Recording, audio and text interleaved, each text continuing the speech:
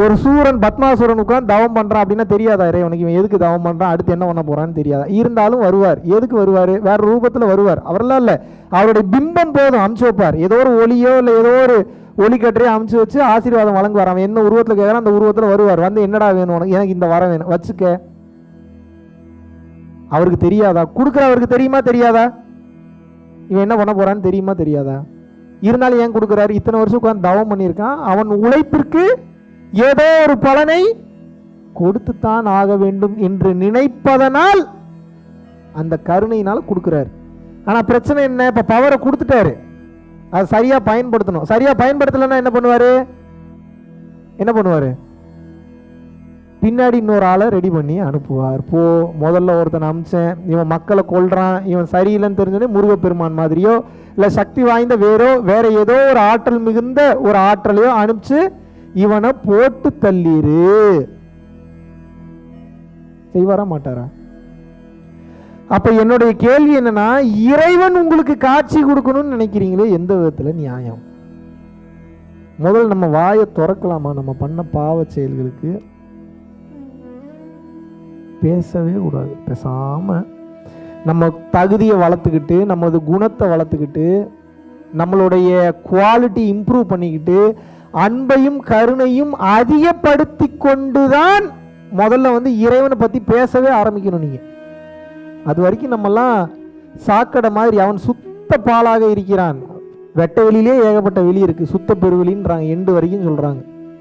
இதில் நம்ம கீழ் லெவலில் உட்காந்துட்டு இறைவன் எனக்கு அதை பண்ண மாட்டாரு, இறைவன் எனக்கு இதை பண்ண மாட்டாரு, இறைவன் எனக்கு இதை பண்ணாதான் நான் நம்புவேன். நம்ம பேசவே கூடாது. அதுக்கு நமக்கு மற்றவங்க என்ன வேணாலும் பேசிட்டு போகட்டும், உலகம் என்ன வேணாலும் பேசட்டும். இறைவன் காட்சி கொடுத்தா தான் நான் நம்புவேன், இறைவன் வந்து பேசினாதான் நம்புவேன், இறைவன் வந்து பார்த்தா தான் நம்புவேன், என்ன வேணாலும் பேசணும். நம்ம என்ன பண்ணணும்? அதை பற்றிலாம் கவலையே படக்கூடாது. நம்மளுடைய நோக்கம் எல்லாம் எது மேலே இருக்கணும்? நம்பிக்கையை வைத்து இறைவனை நம்புவதில் மட்டும்தான் இருக்க வேண்டும். 100% நம்பக்கூடியவனுக்கு, 100% வைராக்கியமா இறைவனை அடைஞ்சே தீரணும் இருக்கிறவனுக்கு இறைவன் வந்துருவார். இது எங்கேயோ நடக்குதுன்னு நினைக்காதீங்க, ஏகப்பட்ட இடத்துல நடந்துட்டு இருக்கு. எல்லாருமே மீடியா முன்னாடி இன்னும் வரல. நேற்று நைட்டு கூட ஒரு அதிசயம் நடக்குது, ஒரு வாரத்துக்கு முன்னாடி ஒரு அதிசயம் நடக்குது. என் காதுக்கு வரும்போதே எத்தனை அதிசயம் நடக்குது. எனக்கு நடக்குதுன்னு சொல்ல, என்னை சார்ந்தவங்களுக்கு நடக்குது. எனக்கு தெரிஞ்ச இத்தனை அதிசயம் நடக்குதுன்னா இறைவன் அவர் வேலையை பார்த்துக்கிட்டு தான் இருக்கிறாரு. இந்த பூமியில ஏதோ ஒரு ரூபத்துல ஏதோ ஒரு காட்சியில இங்க வந்து கொடுத்துக்கிட்டு தான் இருக்கிறாரு. அப்ப மற்றவர்களுக்கெல்லாம் இது நடக்குமா நடக்காதா? இப்போ என்னுடைய கேள்வி என்ன அப்படின்னா, இறைவன் அவரது வேலையை அவர் பார்த்து கொண்டே இருக்கிறார். Yes or no? இப்ப அந்த இறைவன் நம்ம கண்ணுக்கு தெரிஞ்சு இத்தனை பேர் வாழ்க்கையில பண்றாருன்னா, கண்ணுக்கு தெரியாம எத்தனை பேர் வாழ்க்கையில பண்ணுவாரா மாட்டாரா? உங்களுக்கு ஒரு அதிசயம் நடந்தா உங்களுக்கு பெருசு தானே. இந்த மாதிரி உலகத்தில் இருக்கக்கூடிய ஒவ்வொரு உயிர்களுக்கும் அதிசயம் நடக்கணும்னு ஆசை இருக்குமா இருக்காதா? அப்ப அவன் சத்துக்கு தகுந்த மாதிரி அதிசயம் அங்க நடக்குமா நடக்காதா? அவன் தேவைக்கு அவன் எதிர்பார்ப்புக்கு தகுந்த மாதிரி ஏதோ ஒரு மிராக்கிள் அவன் லைஃப்ல நடக்குமா நடக்காதா? எப்படி நீங்க இறைவன் இல்லைன்றீங்க? இவ்வளவுதான் கால்குலேஷன். இது புரிஞ்சிருச்சுன்னா ஞானம் வந்துடும், பக்காவா ஞானம் வந்துடும். இது புரிந்து விட்டது என்றாலே 100% நம்பிக்கை உங்களுக்கு வந்துவிடும். எப்போது 100% நம்பிக்கை என் மேல வர வேணாம், போதிக்கிறவன் மேல வர வேணாம், இறைவன் மேல உங்களுக்கு எப்ப 100% நம்பிக்கை வந்து விடுகிறதோ, மாபெரும் பேரதிசயங்கள் உங்க வாழ்க்கையில நடக்க ஆரம்பிச்சிடும். வெயிட்டா நடக்கும், வேற லெவல்ல நடக்கும். நினைச்சு கூட பார்க்க முடியாத பேரதிசயங்கள்லாம் நடக்கும். நீங்க நினைச்சு கூட பார்க்க முடியாது, இப்படியெல்லாம் நடக்குமா? அதெல்லாம் நடக்கும். ஒரு வினாடியில மாத்திடுவார். ஒரு வினாடி போதும், இதுவே ஜாஸ்தி அவருக்கு. இப்படின்றவங்கள மாத்திடுவார். நீங்க சொடக்கு போடலாம் வேணாம். ஒரு வினாடி, இது ஒரு வினாடி 1000 வகுத்தீங்கன்னா அதுல ஒண்ணு எவ்வளவு இருக்கும்? அந்த வேகத்துல பண்ணுவார். அவருடைய கடைக்கண் பார்வை போதும் அனைத்தையும் மாற்றி விடுவார். அவருடைய கடைக்கண் பார்வை போதும் அனைத்தையும் அந்த வினாடி வேகத்துல மாத்திடுவார்.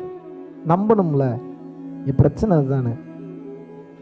மழை போல வருவது பனி போல விலகி போகும். எப்ப விலகி போகும்? 100% நீங்கள் நம்பும் போதுதான் மழை போல வருவது பனி போல விலகி போகும். மழை போல வரும்போது இறைவனை நம்பாம என் ஐடியாவில் இப்போ நான் என்ன பண்றேன்னு ஏதாவது பண்ணீங்கன்னா மழையில மோதி முட்டிட்டு சாவ வேண்டியதான். பிரச்சனை வரத்தான் செய்யும், மாட்டிப்பீங்க. புரிஞ்சுதா? இப்போ எங்க பிரச்சனை இருக்குன்னு? பிரச்சனை வரும்போது உங்க அறிவை முடிஞ்ச அளவுக்கு தான் பயன்படுத்தணும். அறிவை தாண்டி மோத வருதுன்னா தயாராகிடணும். இது நமக்கு மீறின ஒரு வேலையா இருக்கு, இறைவா நீ பாத்துக்கன்னு சொல்லி பொறுப்பை தூக்கி அவர்கிட்ட ஒப்படைச்சிட்டு நம்ம வேலையை நம்ம பார்க்க ஆரம்பிச்சிடணும். அவர் பார்த்துப்பார். எங்கேயோ கொண்டு போய் எங்கேயோ இறக்கி வைக்கிறேன்னு நினைக்கிறேன். உங்களோட நம்பிக்கை தான் இறைவன்கிட்ட பொறுப்பு ஒப்படைக்கிறதுன்னு அர்த்தம். புரிஞ்சுதான் நான் சொன்னது?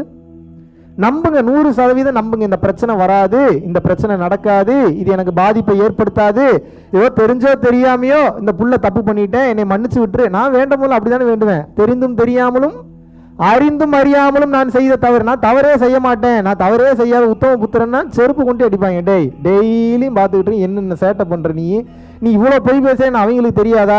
எப்படி வேண்டணும்? அறிந்தும் அறியாமலும் தெரிந்தும் தெரியாமலும் செய்த தவிர தயவு செஞ்சு மன்னிச்சிருங்க. நான் அறியாத சிறு பிள்ளை, நான் சிறு குழந்தை, நான் எனக்கு என்ன தெரியும்? என்னை வழி நடத்த வேண்டிய பொறுப்பு யாருது? உன்னோடது. அப்ப நான் தவறான பாதையில போகும்போது யார் என்ன வழி நடத்தணும்? நீ தான் வழி நடத்தணும். அதனால இன்னும் சேட்டை அதிகமாக பண்ணுவேன், என்னைய மட்டும் கை விட்டுறாத. இப்படித்தான் வேண்டணும். வேண்டிடலாமா?